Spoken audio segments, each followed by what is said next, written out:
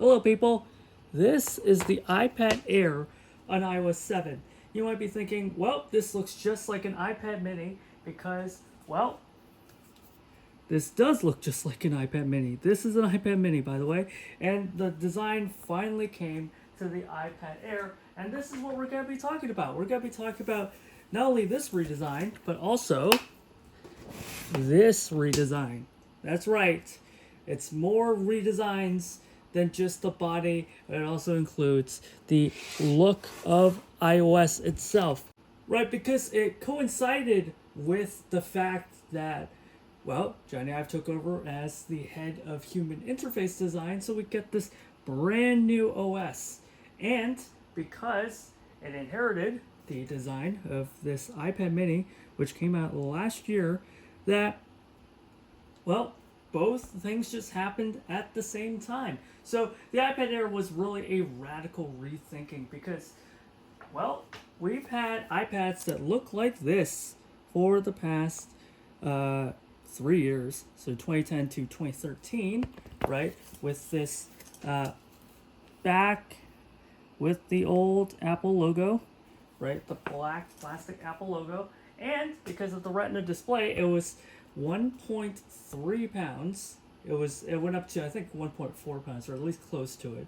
But this iPad Air managed to thin things a lot, and it's only 1 pound. So I think it is 20% thinner. It is 7.5 millimeters thin and weighs just 1 pound. So after the iPad 4 kind of fixed everything, this is, the body has shrunken, the weight has gone down, and you get a new iOS to go along with it. So it's really a new beginning for the iPad. And again, it has picked up, right, the iPad Air design. So let's take a look at that design first. So here's the original iPad Air. And I'm just going to lock the iPad first and put it on top. Look at how close this is, right? So last year it came out with this iPad mini design, right? The first ever secondary size for the iPad, secondary size for anything actually. You don't have like two different sizes in one generation. But there you go, the iPad mini, and this year it has gone to the iPad Air. So previously, and I do apologize for having to bring out the iPad 4 a lot, right? Previously, you get this, right? All four sides having basically the same width, not here. So last year, the mini has this kind of this thinner bezel that's like really easily one-handed. You can watch that video to learn more. But there you go, a one-handed design.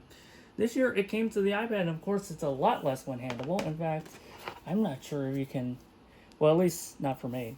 So if you look at side by side, right, you have the chamfered edges, you have the drilled holes that are more symmetrical and a lot more simpler than these micro drilled holes on the iPad 4. So you get a different design there. Of course, you get a lightning connector, which also came to the iPad 4. But now, for this year, / iPad mini, look at the lightning connector. See if we can, there we are. You can see that there's a ring around it, there's a chamfer around it. So a lot of these small touches, of course, you get the diamond cut chamfered edges. So it's now finally come to the iPad. And of course, if we flip it to the back, I'm gonna put my hand over the serial. You can see the mirrored Apple logo and the camera. On the iPad Air, you see mirrored Apple logo and the ring around the camera. So it adopts the design of the iPad mini, and really a freshly neat design, a lot more modern design basically. So this is part of the story. And because it gone from 1.3, 1.4 pounds down to 1 pound, it's also a lot lighter as well. So it's just a lot nicer to hold. Now, in the iOS user interface, right, even though the bezels are smaller, so some of the finger is going to intrude into the display, it doesn't really affect iOS that much. Now, it does not come with Touch ID, but it does come with the A7 chip, which is twice as fast as the A6 and makes it 64-bit. And with iOS 7, you get 64-bit experience. So all of iOS 7 is natively 64-bit. The Silicon is twice as fast also, because it's a newer architecture, allowed the iPad Air to last quite a bit longer. So the iPad 4 lasted from iOS 6 to iOS 10, so that's 4 generations, 5 major releases in total. The iPad Air went from 7 to 12, so 5 years and 6 major releases. So it just lasted a very, very long time. It's a lot more modern, a lot lighter, and builds upon what the iPad 4 has fixed, right? And it has, of course, right, MIMO support, and of course, this brand new design. So we're going to take a look quickly at iOS 7 on the iPad Air. So we're just going to look at a few apps on the iPad Air. So FaceTime, basically the same user interface. That's the reason why I angled it this way. Okay, here's the calendar. I just realized I have some personal information in here, so I can only show you this page, but, the same thing, right? The Photos app is a little bit different, right? But mostly the same. You get the collections kind of integrate here. The camera is basically a lot different because, right, it has the iOS 7 user interface. We have clock, which is a lot different, and I think it's a lot more interesting, right? You may remember, and I'm going to show it to you, iOS 6 has a clock app, and it uses the Swiss Railway design. So if I tap on one of the clocks, there you go, Swiss Railway design, but they didn't get authorization from the owners, the copyright owners of this clock, the Schweizer Bundesbahn, the Swiss railway company, because they invented this clock design. So Apple had to pay $21 million to license it after the fact. It's more of a penalty, but retroactive licensing fee. Well, they just went to this clock, which is pretty underwhelming. Also, I quite like the Swiss Railway clock. You took it away in iOS 7, which is unfortunate, right? We have Maps, which did away with the page peeler, so you get just a boring, again, just, unfortunate interface design. So in the Notes app, you can kind of see a bit of paper grain. You can kind of see, the paper has some grain on it. So part of making a flat design is to remove references to the real life object. Of course, right, the real life object for the Notes app is a pad of paper. Over here, they still kept it somewhat. And honestly, same thing for the Reminders app. Take a look at the Reminders text here.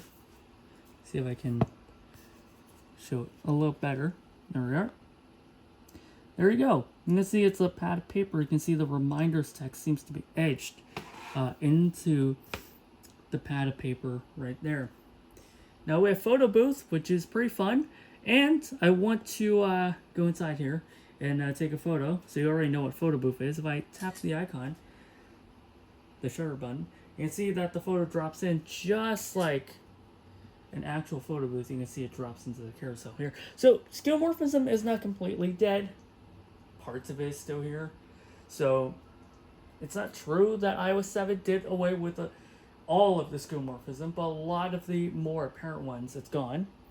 We go to Game Center, which is basically the biggest example of removing the skeuomorphism, because as you can see here, right, there's no more green felt. It's just literally a white background with text, right?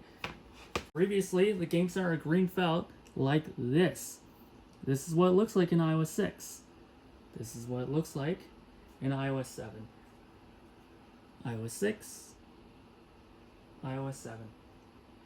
Yeah, that probably bothered people the most because they just wanted, to have a little bit more character. Is unfortunately gone. Newsstand is now just its own app, and whatever you get will populate here instead of a bookshelf, but that's really more of a visual thing than anything, instead of a folder. The iTunes Store and App Stores Well, they have this kind of this white interface now instead of the kind of metallic black, right? We have messages, mail, right? Which are all, white backgrounds, but the core functionality resembles iOS 6. We have Safari, which incorporates the iOS 7 unified search field. So you get, instead of you having a URL and search field, you get the entire search bar. And finally, music, which I don't have anything on it. I can't show you, but no more cover flow, unfortunately. So that's too bad. So the headlining feature in iOS 7 is Control Center, and Notification Center is back. One thing that did bother me quite a bit is that it takes up the entire screen. Now on the iPad, on iOS 6, if you want to invoke Notification Center, you swipe down, and you can see it just takes up a bit of the screen. You can still see everything else on the iPad, but it is no longer true on the iPad Air, which takes up the entire screen on iOS 7, which I didn't like. Same thing goes for Siri. Hello, Siri. Hello, I don't think we've been introduced. Yeah, so you can see it takes up the entire screen, whereas with iOS 6... Hello, Siri. Hello, I don't think we've been introduced. Yeah, so again, iOS 6 just seems like a better use of space. It just seems like, it's designed with the iPad's large display in mind, whereas iOS 7 seems very, very happy to just take whatever screen real estate is available to you and just rob you of everything else, which is not great. So yeah, that's the iOS 7 experience. Of course, right? You have a much better app switcher, whereas previously on iOS 6, you double click, you just get a row of app icons. You don't get a preview window, but with the increased power of the A7, you can more smoothly get this. But you can also get it on the iPad 4, right? But a bit more performance headroom, and the chip always helps things stay in the background like the apps. So there it is. That's basically the iOS 7 experience. Okay, so one more thing that I do have to talk about. The new iPad Air is because it inherits the iPad mini design. Let me just lock it. The iPad mini's accessories also come to the iPad Air, so it's just a bigger size, right? So if I can, show you here. So this is the iPad mini smart case, right? It has this 3-fold design. Now previously, you have this 4-fold design. Now the 4-fold design I actually prefer a lot better because you can see there's a backing slice here to make the sticking stick a lot better. No longer the case with the iPad mini style designs. If I put the iPad mini in there, right, and I try to fold it, you can see there's no backing piece. It's all 3-piece, and if I try to stand it up, you can see that, yeah, I can stand it up, but sometimes I can manage to crumple it if I'm not careful. But it's decently fine. You just have to use it strictly in the way that you're supposed to use it. Now for the iPad Air, it's the same thing. So let's bring out the new smart case. Let's move the other smart case here, where you can see a 3-fold design. So here you go, also a 3-fold design. Let's open it. Right, it says iPad Smart Case at the bottom here. This is the product red, so I thought I had an apples to apples comparison. Right, same way that you would install the mini. So it's 2 inner corners, and press down on the other side, just like that. Now, when I close it, it locks it. If I open it, it unlocks it. Simple enough, right? But it's just 3-fold design. So if I want to stand it up, I can no longer fold it back on itself. Now I have to just get this like little bit of, you can feel the magnets on the contacts. So as I fold it back, you see that, look at that. It's already collapsing under its own weight. It's not great. It's a lot easier with the iPad 4 because you have a bit of room for error with the extra padding. Once you miss this, look at that. Once you miss this little point, it falls right back. Unfortunate. Like that. So, yeah, this is the iPad Air experience. And yeah, it's a lot thinner, a lot lighter, but you do get the quirks of iOS 7, and you get the less than stable iPad smart case, which I don't really like. Okay, I've met a lot of people that are like, okay, this is like a lot more modern, but you do sacrifice stability. Look at this. Look how easy it is for it to like fall apart. Look at that. So it is not stable, and frankly, it's not great. Okay, yeah, right. I thought I might as well show you the other part. So now it snaps here, like so. Okay, and this is the typing position. Again, a little bit more stable, although I don't expect this to hold because you can see it's just this one point in the corner that I do not trust. Yeah, but this is the iPad Air story. So A7 64-bit, it lasts a lot longer. The new design that came with the iPad mini now is here on the full-size iPad, and you get a 64-bit chip, which is really great because it lasts a long time and it's pretty powerful. But yeah, this is the iPad Air.